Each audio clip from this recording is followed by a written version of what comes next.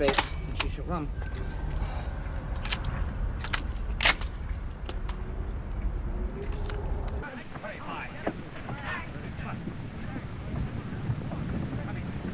Let's go! Let's get it done!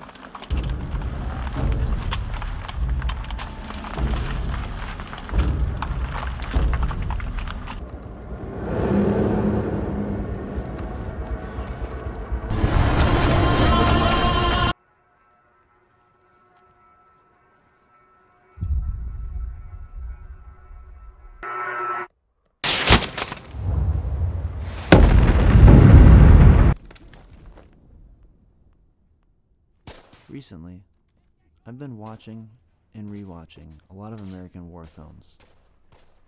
Movies like The Thin Red Line, Saving Private Ryan, American Sniper, Black Hawk Down, and Lone Survivor.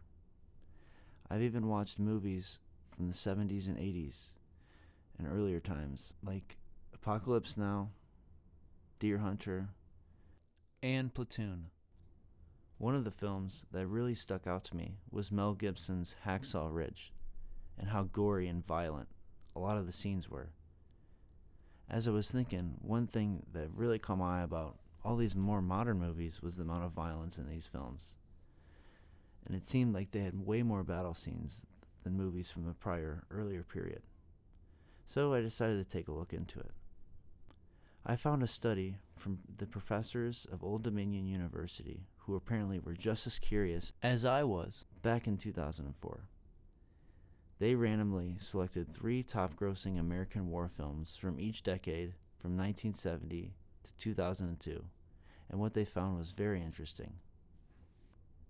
They developed a coding scheme for watching these movies, which coded for the implements of violence, the ratio of battle scenes to the duration of the movie, the gore, and the overall violence other than soldier-to-soldier combat. They used 6 categories for coding the implements of violence, which were by hand, blades, primary weapons, small arms, artillery, and explosive bombs. What they found was a significant increase of violence in the films since 1990, all with a greater intensity of gory scenes. The content in the modern age of American war films has become notably more loaded with graphic violence. The films from the decades of the 70s and 80s had on average 11.7 minutes of battle time. Movies after 1990 had an average of 22.2 minutes of battle time, about twice the amount. They also found more instances of hand-to-hand combat. In movies from the 70s and 80s, there were on average 14.2 instances of hand-to-hand combat. In films after 1990, an average of 17.8 instances of hand-to-hand combat. There's also more instances of violence with primary weapons and small arms. Movies from 1970s and the 1980s had on average 185 instances of violence with primary weapons and only 4 instances of violence with small arms. Movies after 1990 had on average 523 instances of violence with primary weapons and about 20 instances of violence with small arms. What is this violence? Has the violence in these films generally gotten worse? Does the movie-going audience now want and expect to see such action?